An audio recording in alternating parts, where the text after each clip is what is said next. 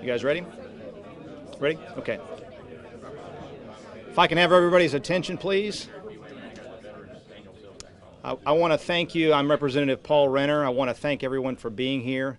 And as most of you know, Florida is the most military-friendly state in the country and the best place for our veterans and their families. And we're here today to highlight some legislation in this session that will continue to allow us to earn that title. I am joined today by a number of the members of the Veterans Caucus, both House and Senate. And before we continue, I just ask them to raise their hands, those of us that are here today that have served in the military. So please raise your hands.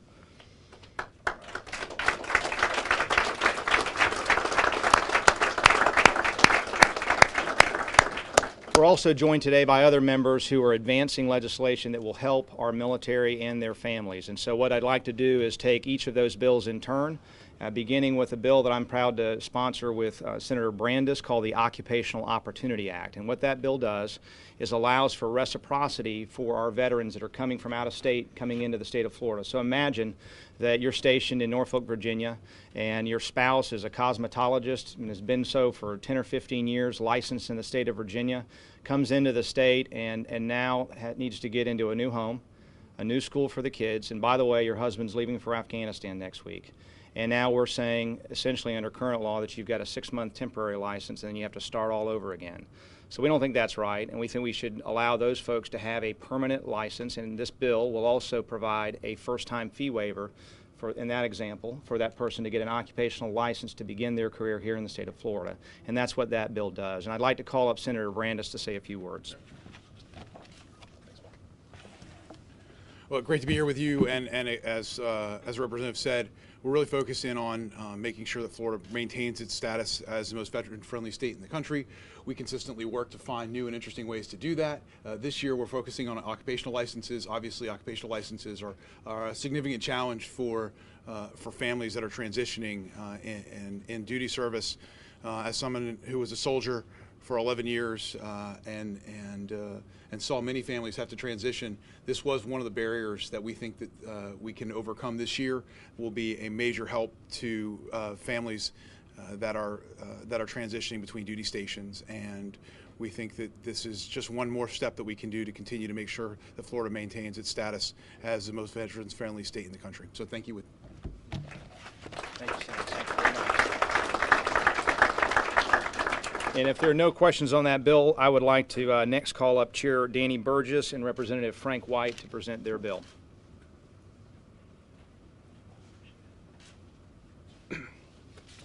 Good afternoon. It's afternoon, right? It feels it feels like it. Thank you so much for being here. Thank you so much, Representative Renner, for putting this together and for leading the charge in the Veterans Caucus. I'm joined today by my colleague, Representative Frank White, and also by a dear friend from back home, but also a true American hero, Brian Anderson. And you're going to hear from both of them here in a minute, and you're going to hear Brian, and he's going to be able to tell you exactly why HB 55 is as important as it is for our soldiers and our service members. But I'm very proud to be sponsoring this legislation with Representative White. This bill has truly grown so many legs around the state on its own just by what it's doing. It's groundbreaking. What this bill is going to do is provide funding for these alternative therapy organizations, for state universities, for nonprofits that are working to cover down on where the VA isn't helping our service members. They provide treatments, they provide therapies that are just monumentally important to service members that are struggling with post-traumatic stress and with traumatic brain injury. There are staggering statistics that tell us just how many soldiers are falling through the cracks because being prescribed prescription drugs isn't helping them. In fact, a lot of times it's only hurting them. What that does is it increases the spiral effect. And our suicide rate for service members it's a sin. It's an absolute sin. And so this initiative is going to cover down on what the federal government's now trying to do too. So this legislation was inspired by Congressman Bilirakis, our congressman from back home. He passed the Cover Act at the federal level, which is going to implement these alternative therapy programs that are proven and evidence-based. They work. veterans are relating to them. And so the federal government is recognizing this through Congressman Bilirakis, his office, and his efforts. And so the Cover Act passed, but like we know, the wheels in D.C. can move rather slow sometimes. So what we're trying to do while this is being implemented within our VA is we're trying to cover down on the Cover Act, and we're trying to make sure that we serve those who served us here at the state of Florida. The reality is the military is very good at teaching people how to put the uniform on, but where we sometimes fall short is teaching us how to take the uniform off. I've never seen the horrors of war in my 5 years being in the Army Reserve, but I have a lot of battle buddies who have, and you'll hear from one of them here in a minute. And you'll hear why this initiative is just so important, and why it will solidify our reputation as the most veteran-friendly state in the nation. So thank you for being here. This is an incredible turnout. It shows the immense amount of support for what we're trying to do. Just as a backstory, there was a school in Hialeah Middle School. I think it's Hialeah Gardens Middle School. I got emails from them out of nowhere that said, please make sure this bill passes. What they did, they were tasked in their school with finding a piece of legislation that they wanted to rally around as a class and support, and they chose this bill. It's incredible the support that we've been receiving for this. We need to make sure we get it across the finish line. Thank you for being here. Thank you for your time. I'd like to introduce Representative White to say a few words, and then also Brian Anderson.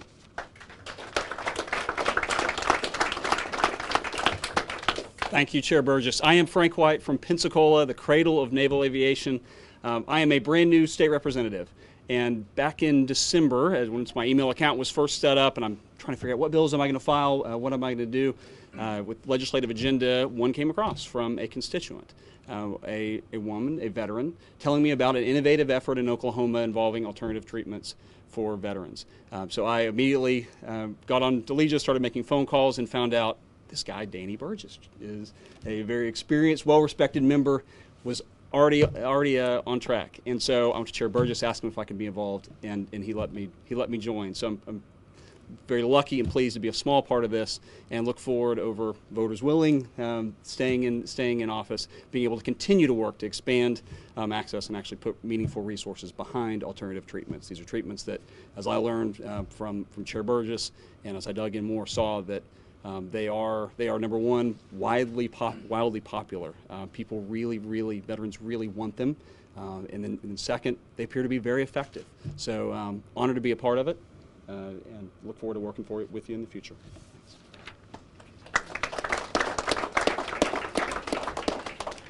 I just have to take a moment because literally this is the first time I've ever been at a press conference, so that's pretty awesome, and it's pretty awesome to see so many people out there. Especially social workers. So thank you for all the social workers who are up here.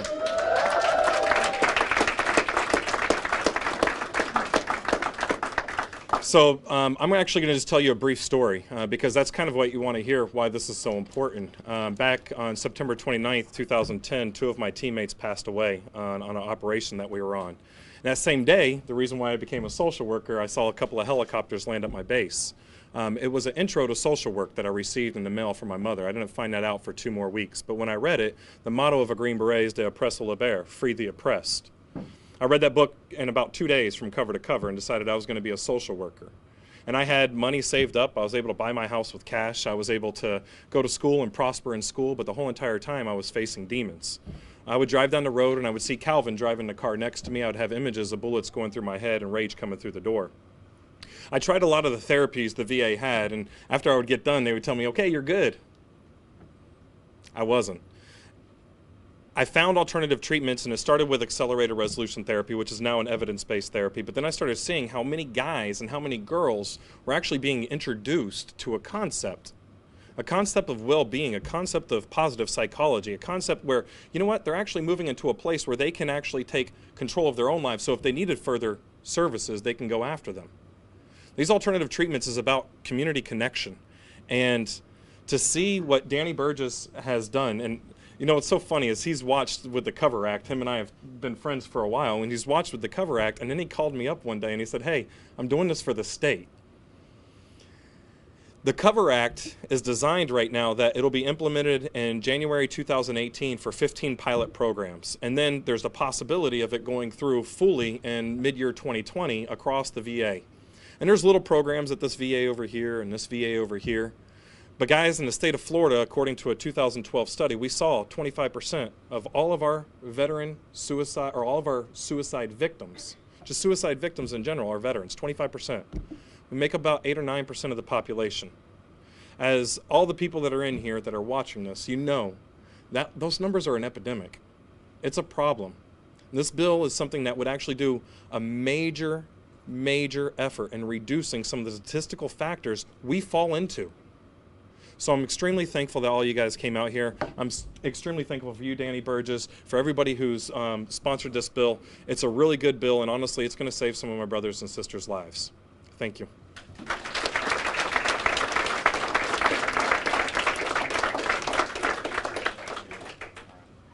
Brian's a pretty humble guy. He was a Green Beret in our Special Forces. Thank you so much, Brian, for your service, your sacrifice, and for your friend's sacrifice for our country. You got a true blue American hero telling you why this is so important. They were there for us in our darkest hour, and we need to make sure we're there for them. Thank you so much for being here. Thank you. Next up, we'll have Chair Neil Cumbie to talk about the veteran ID card. Thank you, and thank you all for being here. House Bill 179 is an ID card for veterans. Back during the summer, I had a cousin who was a Vietnam vet, and he called me up and he said, hey, how about thinking about creating a veterans ID card for veterans from the state of Florida? I didn't know if there was one, wasn't one, and I wondered why he didn't have a VA card. And he said, here's the problem. He said, we're entitled to discounts as veterans. A lot of places offer discounts to folks who have had military service, but you got to have a card. And I'm like, how about a VA card? I didn't know, and probably a lot of people in this room don't know. I thought if you were honorably discharged from the military that you were entitled to VA benefits, and that's not the case. There's actually means test is based on income, and there are a lot of folks who have served throughout the years in different conflicts and probably here at home and who have not are not entitled to VA benefits, so therefore they're not able to get a card. So we looked into it. In fact, we were hoping we might be the first to do that, the state of Florida.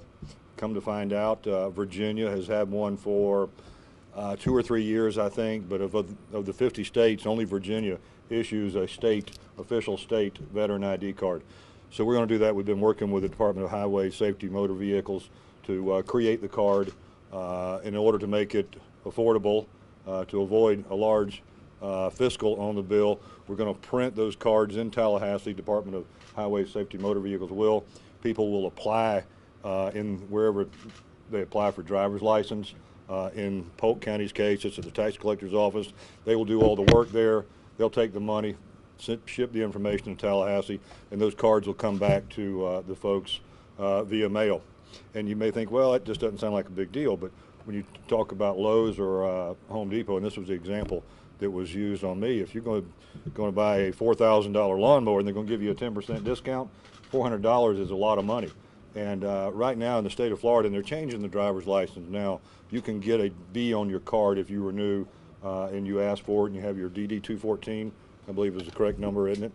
You're eligible to do that, but if you hadn't renewed, you don't have that access to that without going in and renewing your license. But this will be a card that everyone can have in their wallet that will identify them as a veteran and will entitle them to benefits wherever they may be available in the state. So thank you all for being here, and thanks to these guys for all they're doing too. Great stuff.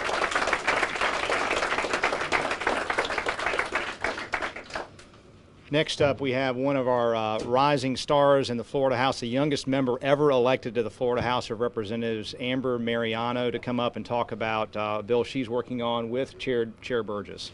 Amber Mariano.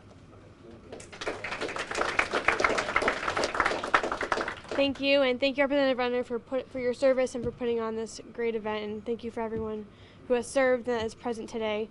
My bill is House Bill 959, and it authorizes a new flag for our fallen to honor our fallen soldiers.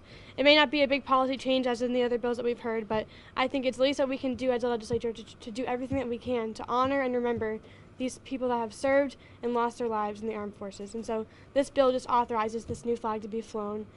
It was created by George Lutz, who lost his son in Iraq, and I think it is the least that we can do as a state. And if we can do anything to help these people grieve and get through these tough times, if they see this flag flying above the Capitol building or their government offices around their area, it'll do a lot for them. And I appreciate everyone's support, and love to take any questions if there are any. So thank you. Yes.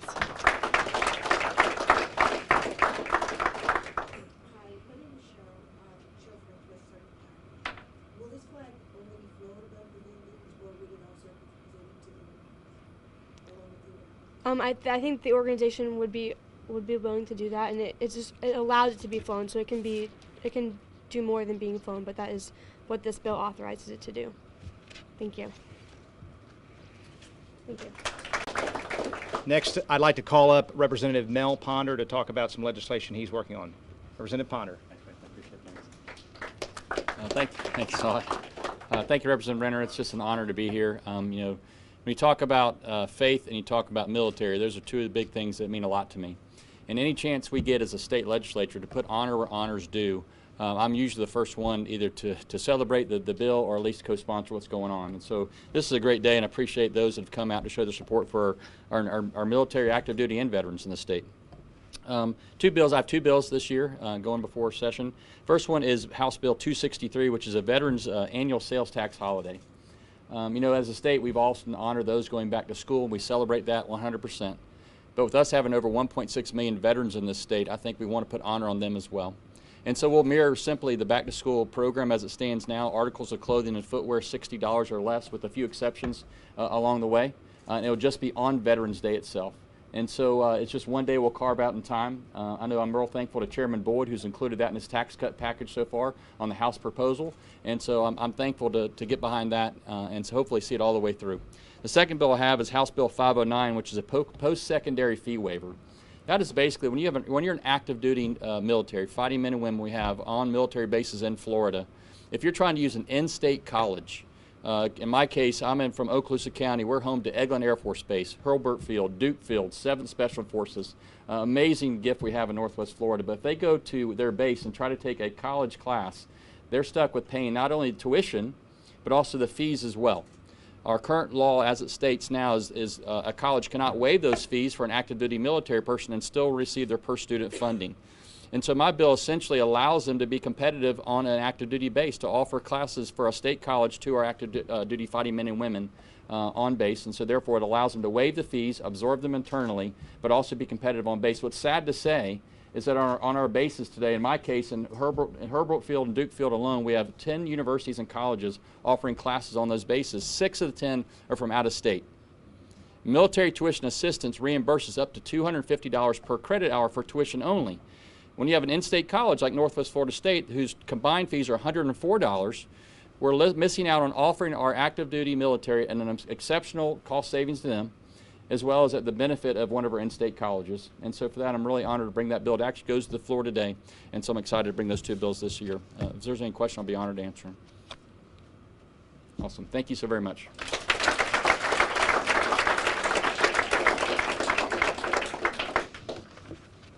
Okay, we have one more, and I will go ahead and talk about one other bill that I've got for occupational business taxes. And much like the bill we talked about at the outset for occupational state licenses, when you come home to start a business, you typically pay a local business tax. And so this bill will provide an exemption for veterans, their spouses, and surviving spouses from that tax. So when they are trying to go start a business, that we lower the barrier to opportunity for them. And both of those bills illustrate something that's important to note about this legislation, is that it introduces the concept of joint service. Because we come off the plane in uniform or off a ship and we get patted on the back and people buy us drinks and dinner, but oftentimes a spouse who's been at home stateside caring for children as a single parent that she didn't or he didn't expect to be, they also share in service to the country. And so it's very important that we recognize our spouses and the families of veterans here today as well. And to that end, I want to ask all of our Veterans Caucus to come up here to the podium as we wrap up. If you guys would just come on over and just say this, that our veterans really, in my mind, are a model of service. And I think of three things: a deep love of country, a belief in service above self, and they never ever quit until the mission's complete. And so the gentlemen and ladies behind me here today represent that model of service, and for all those veterans that have had our back, we've got yours. So thank you very much.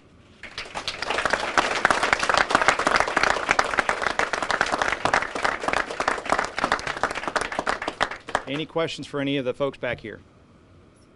Okay, thank you guys for coming out. Really. Oh, yes, ma'am. Hello, my name is Lorena. I'm one of the social workers for University of Central Florida. I'm currently interning at the Orlando VA. And as an intern, I can tell you guys that the work that you guys are doing, I just want to applaud you and thank you for all you guys are doing for these veterans. I've come across from as young folks as 18 to as old as 92.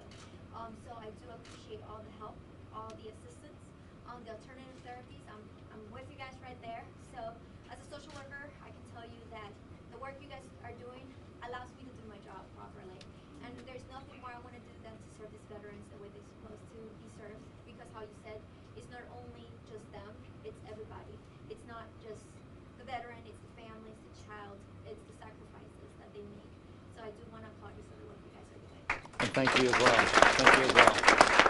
Thank you. Thank you, guys. Thank you. All right. Thanks, Paul. All right, good job.